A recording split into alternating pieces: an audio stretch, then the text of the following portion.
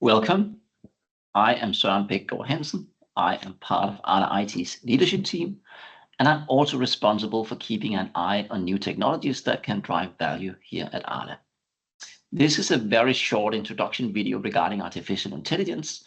I'll cover some of the basic fundamentals of artificial intelligence, and let's just call that AI. And then I'll explain a bit about why this is taking off in such a big way in these recent years. This is, of course, something that we'll come back to in much more detail when we meet up in Munich. At Arla, we have been benefiting from AI since 2018. That's when we introduced the very first AI-based algorithm that was able to predict our milk intake volumes with much greater accuracy. That allows us to be doing better planning of what to produce and sell. Since then, we have extended the use of AI across many different functions like sales, finance and IT, supply chain, and marketing. The basic principles for the type of AI that we are using there is called machine learning. It works by us collecting a lot of relevant data and then train the AI algorithm so that it can learn from this data, looking for patterns that we can use to predict future events.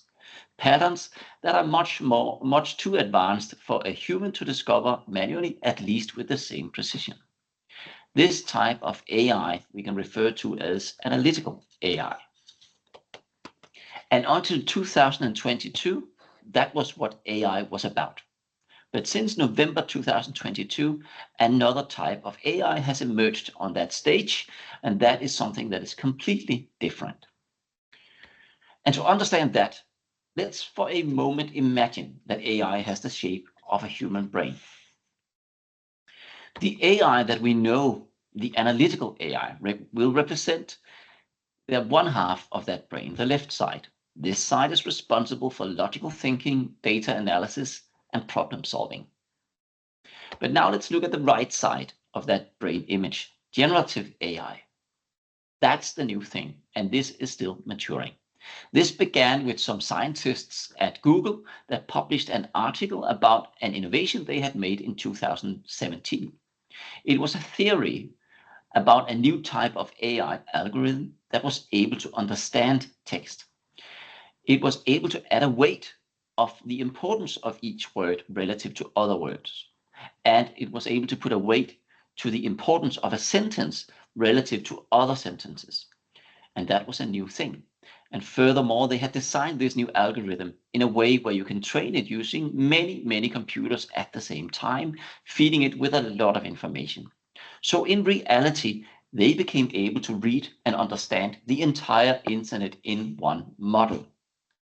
And from understanding that content, that allowed us to have a conversation with it where it kept remembering our previous questions so that you felt like you talked to a person that had sort of memorized the entire internet. It was also able to suggest the production of or generation of new content. This algorithm could generate text, images, formulas, and now even also videos. So just to recap, if we are asking AI to calculate something, and it is the precision and the analysis, then it's the left side of this brain image that we are using and software in that side. But if we are creating a draft for a text like an article or a draft of a picture, then AI from the generative AI, meaning the right side of this brain image, is what we will utilize. I imagine that most of us and most of you watching this introduction video have heard about ChatGPT. That's the best example of generative AI.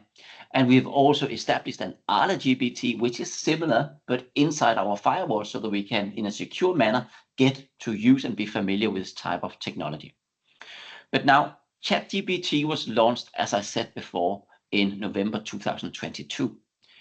What has happened since is that we are observing a lot of software companies trying to build this generative AI into their own software. However, that is not an easy task.